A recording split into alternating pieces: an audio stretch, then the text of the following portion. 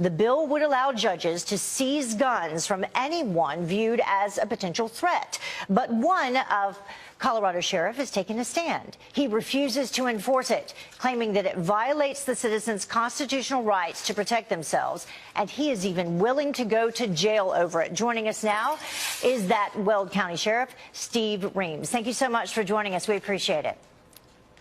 Thanks for having me on. So if you can tell us, what would make this law, specifically in Colorado, so different than some others? Well, this red flag law is different from every other state that's passed it in that a person who's going to have a red flag order placed against them doesn't get a chance to appear in court in that first hearing. It's an ex parte hearing, so the respondent, in this case, the person who's having their guns taken away, won't find out that that court process has occurred until law enforcement shows up to serve the order and potentially take his weapons. But they would potentially be able to appear at a second court order or a court hearing, which would have to be held within 14 days, right? That's correct. Unfortunately, at that second hearing, that same person would have to present a higher level of evidence to prove that they were okay to own their weapons, that they weren't a significant risk to themselves or others. That initial hearing requires preponderance of the evidence against the person. That second one is clear and convincing evidence that they're not a significant risk. You know, as we continue our conversation, let's bring up this information where we can say right now there are 14 states and D.C.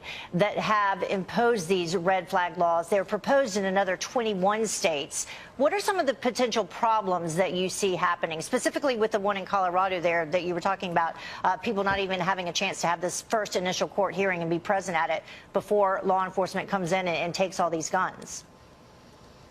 Well, obviously, I think people routinely buy firearms to protect themselves in their homes, and having a law enforcement officer come in the middle of the night potentially to serve one of these orders, you can see where the potential for a violent encounter could occur just by law enforcement trying to, take the I guess, right approach and going and carrying out one of these orders.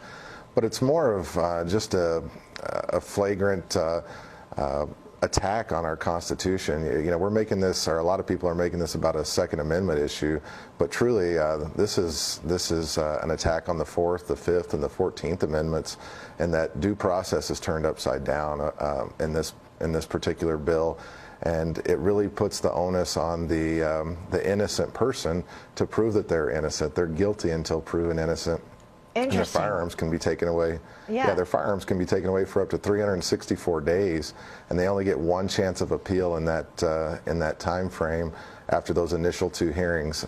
That's just not what our country was founded on. That's certainly not in line with our Second Amendment principles. Certainly not. You're supposed to be innocent until proven guilty, and this, as you just said, reverses that.